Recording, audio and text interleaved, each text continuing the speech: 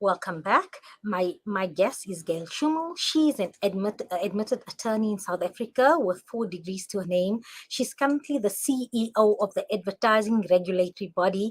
It is the South African regulatory body for the content of advertising. She has published 5 novels in South Africa and one internationally.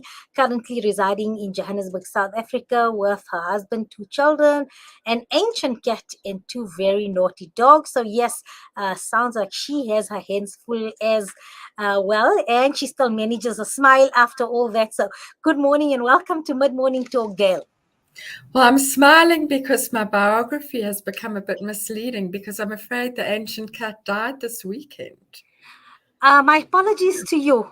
My apologies to you. And, especially our pets become an extension of the family or family members. So I'm sure must be difficult on the kids and the family because must have been a much loved member of the family. So sympathies to you and the family. Thank you, but he was very ancient, so it was time. Okay, so everybody's accepted that it was time for him to go We're at his peace. journey We're at peace on, about it. and I'm so pleased.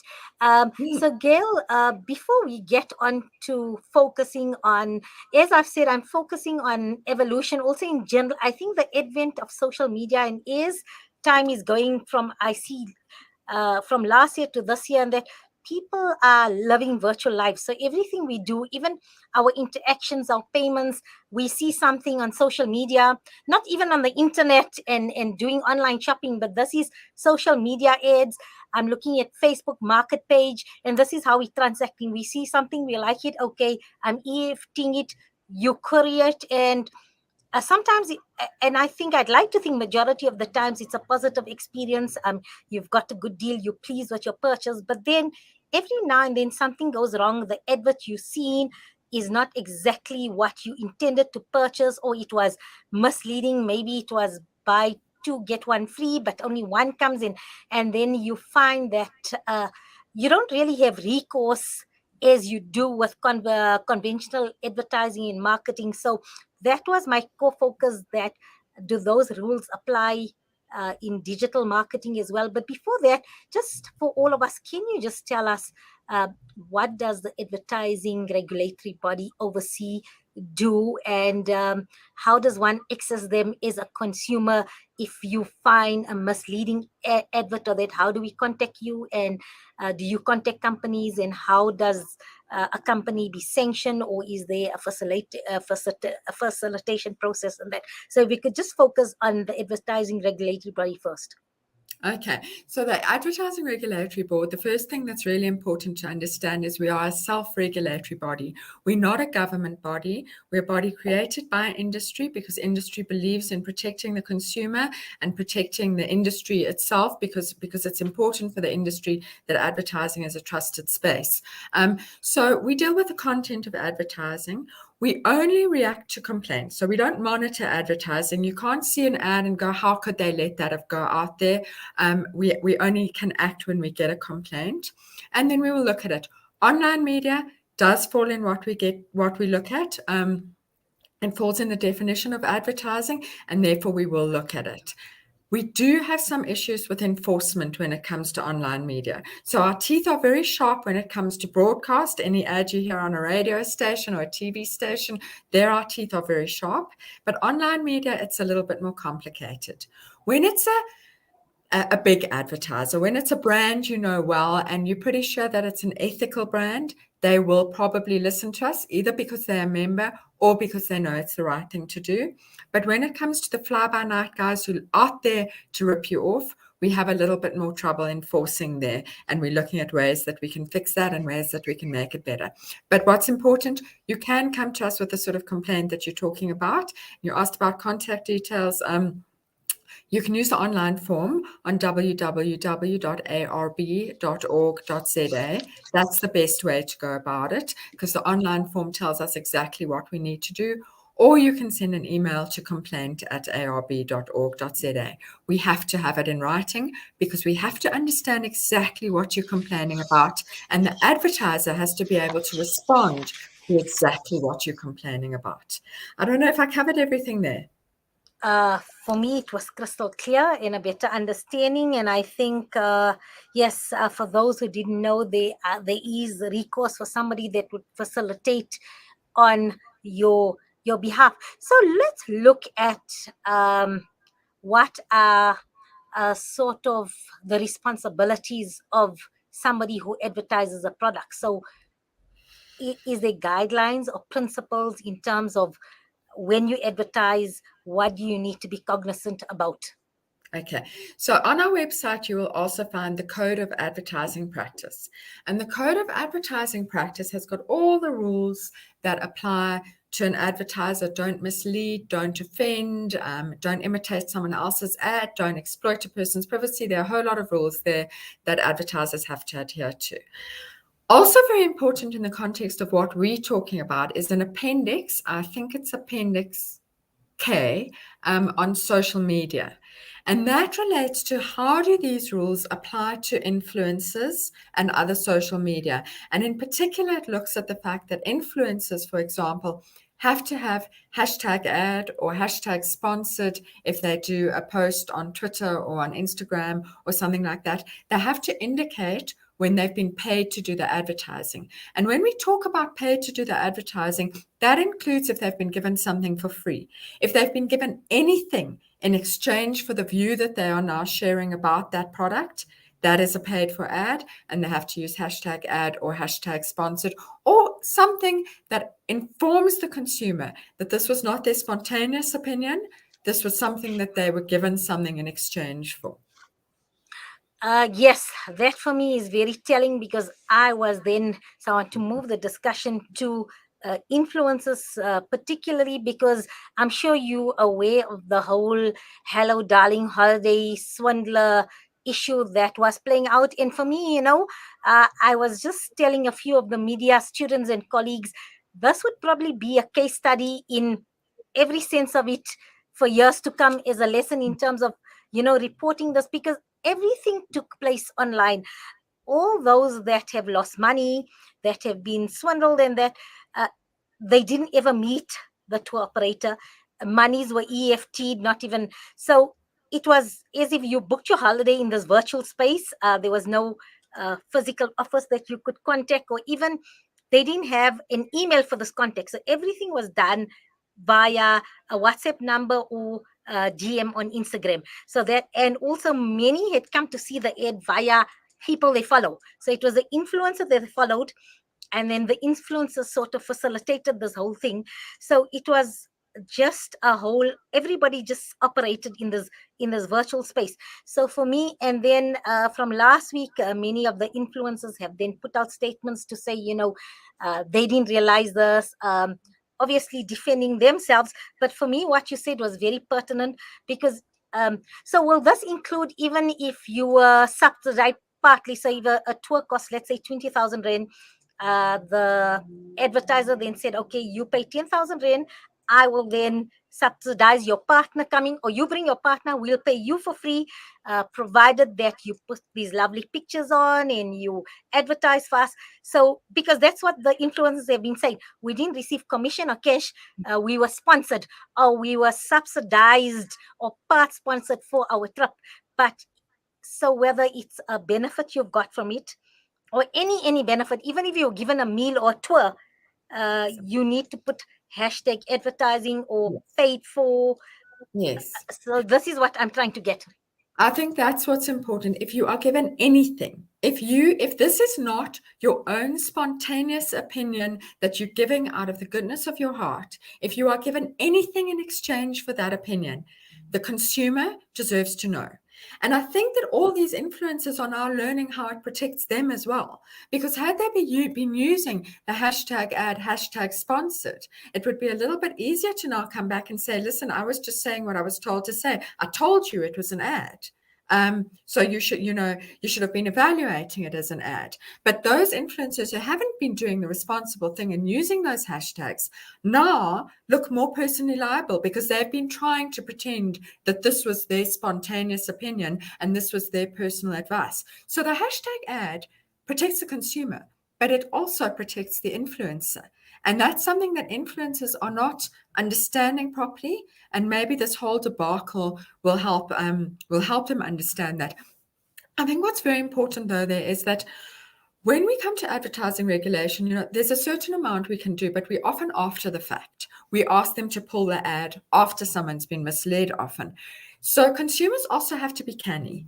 You have to be thinking, why do I not have an email address to contact this? Why is there no proper website for this? You have to be asking yourself, does it seem like a genuine business? And you have to be, if questions aren't answered when you ask them, maybe step back from that arrangement, find somebody else. It's difficult. I mean, I've just booked a holiday online and I'm presuming it's going to happen. But I've got an email address, I've got an agent's address, I've got a hotel that I can find online, etc., etc. And so you've also got to, there's a certain responsibility we have to take as consumers to keep our minds open to the fact that there are thieves out there who are trying to mislead us. Absolutely. So, as you say, it's good to be proactive, but at least now we can then expect or even maybe demand of the influencers, people who we follow, who we take their opinion when they prime our minds into certain products as well to purchase and inform our decision to purchase things. To say, listen. You need to tell us if this was just something Yeah. you found by the way and you're just giving independent review, or if you received any remuneration. So for me, the problem with the influencers now was they saying that they didn't get any commission or weren't paid for, but that's not the issue.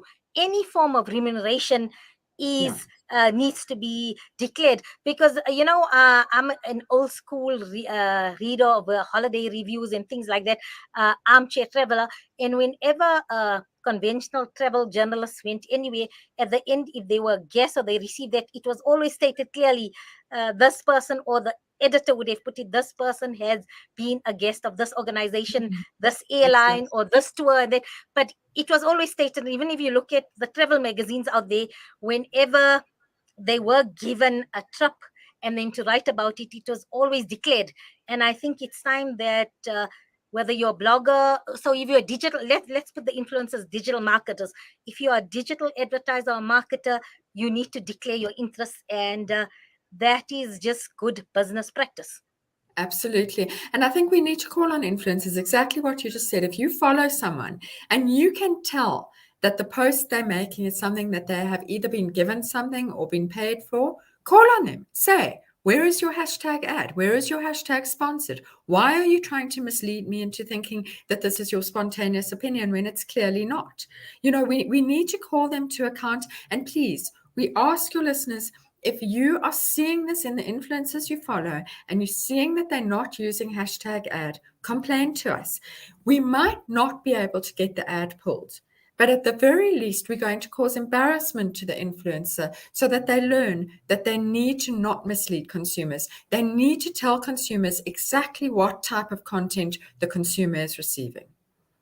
So your complaints and going on your website to complain that so if we see something from an influencer and we feel we have evidence to believe that this is sponsored content, or the influencer is getting some sort of remuneration, can you look into it?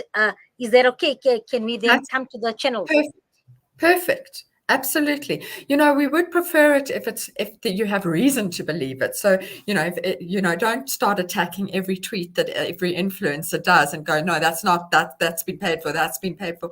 But ones where it's clear, we can all tell where it's clear, where someone goes, they've got the beautiful product and they've got a professional shoot and they've giving you a link to a competition. Obviously, they've been paid to do that. Then please bring it to us, because we need to be coming down on this, and we need complaints for us to act. We can't act without complaints. So the ball is in the court of the consumer. Be a proactive consumer. Be a consumer activist. Bring the complaints to us. And for influencers, this is your time to shine, to show that yes, it's your vocation, you're a digital marketer, but you are responsible marketer in terms of, if you start declaring your interest, hashtag ad, hashtag sponsor, people are going to respect you for this, and you're going to gain a level of trust as well. So it's going to be good for your brand. And also, I think it's time that influencers now due diligence in terms of who they would like them as an influencer brand to be associated with, because I think uh, some influencers were just looking at this bread and butter money and not being discriminatory in terms of, is this going to be damaging for my brand as an influencer if I align myself with this, instead of just going on that freebie bandwagon. And that, I think, for me, the positive in the silver lining is it's got everybody to reevaluate their position in the world of advertising, marketing, and also as a consumer as well. Absolutely, absolutely. I think you've touched on so many important things there, and I think, you know, I think that what you said about this is actually the best thing for the influencer at the end is something that, because we often get influencers saying, well, if I say hashtag ad, no one's going to listen to me. But in the long run, your audience is going to have more trust in you because they know that you tell them the truth. They know that you tell them up front, listen, hashtag ad, I was paid for this, or they helped me pay for my holiday, or they lent me the car that I'm talking about for the day, or whatever it was. In the long run, that's going to create more trust in the consumer than that short run benefit of not telling them that it's an ad. Yes, because when you spoke about cars, I'm thinking about the motoring journalists, and they will now be tweeting beforehand if they get to drive the latest vehicle on the market, and that's what they do. They excited, and they create this excitement for their followers in terms of what, and then people take the opinion. So I'm saying it's been done in conventional reporting, critics, whoever's done it, marketers and people trust certain marketers. So I think that's what influencers need to do, is keep it real now and have that certain level of honesty in it, because you know what, everybody can't love that Peter Stuyvesant life of my time. I'm giving away my age, but I think we similar. So when you went to the movie and we say, who are those people, and that's what the influencers are giving us nowadays, is that. And I keep on telling, I even tell the youth when I speak to them, I say, you're aspiring to that life, but that is not the life of an influencer. This is what they portraying. So it's basically mine and your Peter Stuyvesant equivalent of today's time. So I think for young consumers as well, I think all consumers, but especially our young consumers, you need to be a lot more proactive in discerning and read between the lines when you see these things that are glossed over the Instagram pages. Absolutely. Couldn't agree more. Gail, thanks so much for joining us. Definitely, you've empowered myself as well as all our listeners in terms of being proactive. And yes, there is recourse, as Gail has mentioned. It's a self-regulating body, but also I don't think anybody wants to fall foul of the Advertising Standards Authority, because it is a body of repute, and Gail is qualified as CEO. She's an attorney by profession as well. So I mean, she can advise that way, and I think everybody would like to stay on the right side of the ASA. Thanks so much for this, and thank you. I think we are empowered, and also it's given influencers something to discuss the way forward and how they brand themselves and brand their images. Thank you so much for your time. It's a pleasure. We're going to go for a short break. And then when we get back, we're going to, our focus is going to be on educational insights. And we're talking, yes, the H word, homework. And for me, the homework, when I've been through my educational journey with the kids, for me, the homework used to be my homework also, or I used to stress that I need to allocate this time, and the children used to do the homework to ensure that I supervise the homework. So let's take a short break, and when we get back, we're talking homework.